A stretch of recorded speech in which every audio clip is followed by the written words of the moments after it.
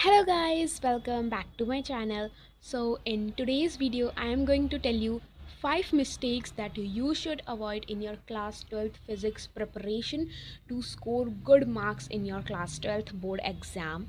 I scored a 95 out of 100 in my class 12th physics exam, and the mistakes I'm going to tell you today is the major mistakes I made in class 11th that ruined my physics of class 11th, but thankfully I avoided them in class 12th and scored good marks, so you can do it too.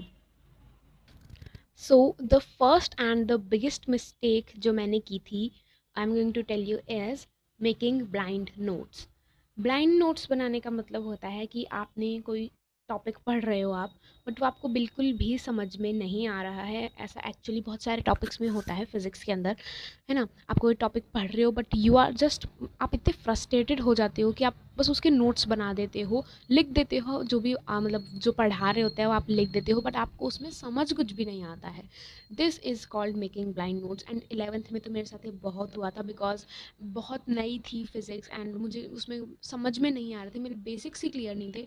तो फिर मैं बहुत ज़्यादा frustrate हो जाती थी और मैं सिर्फ जो लिखा हुआ था उसको अपनी कॉपी में छाप देती थी, एंड आई यूज टू रटिफाई इट, रट लेती थी उसको। And this was the biggest mistake that I did, कि टॉपिक्स को अच्छे से ना समझना।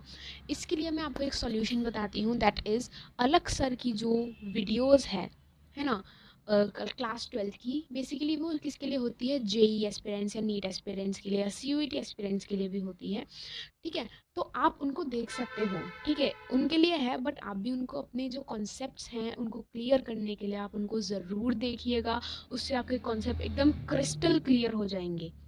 The second thing is memorizing. The mistake I did was memorizing derivations.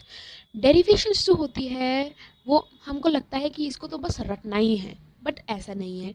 मैं डेरिवेशंस को अगर आप स्टेप बाय स्टेप समझोगे, समझ समझ के करोगे कि इस स्टेप में हुआ ऐसा क्यों हुआ, ऐसा हुआ तो क्यों हुआ, तो फिर आपको पूरी डेरिवेशन एकदम अच्छे से समझ में आएगी। और अगर आप एग्ज़ाम में कहीं भूल भी जाती हो तो आपको पता रहेगा कि इसके बाद मुझे ऐसे स्टेप्स करना था और ये स्टेप क्यों हो रहा है, राइट। तो डेरिवेशंस को आपको कभी भी रटना नहीं है।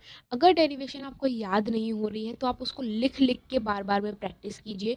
मैंने कम से कम एक डेरिवेशन को 5 से 6 बार लिखा था इन माई इनिशियल फेज़। जब मैं उनको याद करती थी तो उनको लिख लिख के याद करती थी, है ना। 5 से 6 बार कम से कम। कोई डेरिवेशन बहुत ही ज़्यादा लेंथी है तो उसको रोज़ प्रैक्टिस करती थी। मतलब एक चैप्टर हो गया, उसमें कम से कम आपकी कितनी डेरिवेशंस होगी, 5 6 डेरिवेशंस होगी, तो उनको आप ऐसे याद कर लीजिए लिख लिख के। समझना तो है ही, उसके बाद में आप उसको लिख लिख के याद कीजिए तो आपको पूरे माइंड में वो आपके एकदम बैठ जाएगी derivation. Okay. Third mistake I am going to talk about is not doing NCERT examples.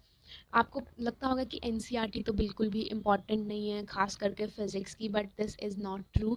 NCERT के जो एग्जाम्पल्स हैं स्पेशली वो बहुत ही इम्पॉर्टेंट है, और आरबीएसई के बोर्ड में तो आप देखोगे कि डायरेक्ट उनमें से एग्जाम्पल्स में से क्वेश्चंस आए हुए हैं, पीवाईक्यूज आए हुए हैं, एंड मॉडल पेपर में भी वो क्वेश्चंस आते हैं।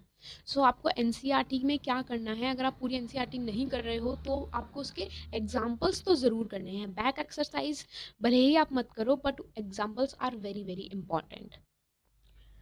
सो द फोर्थ मिस्टेक जो मैंने की थी was not practising enough numericals. Numericals practice करने में मुझे पहले ही मौत आती थी, एंड फिर मैंने सोचा कि 11th में तो छोड़ो, कौन ही करेगा numericals, but that was wrong. उससे मेरी ग्रिप और भी ज़्यादा वो वीक होती गई न्यूमेरिकल्स में। बट 12th में मैंने ऐसी मिस्टेक नहीं की। हर चैप्टर के मैंने बहुत सारे, कम से कम 30 40 न्यूमेरिकल्स तो लगाए हैं, अलग अलग टाइप के, राइट। तो आपको भी न्यूमेरिकल्स जितने ज़्यादा हो सके उतने ज़्यादा न्यूमेरिकल्स लगाने हैं, जिससे आप क्या होगा, आपकी ग्रिप स्ट्रांग होगी, एंड आपको फार्मूलाज भी, इनका जो एप्लीकेशन है फार्मूलाज का वो भी आपको पता चलेगा।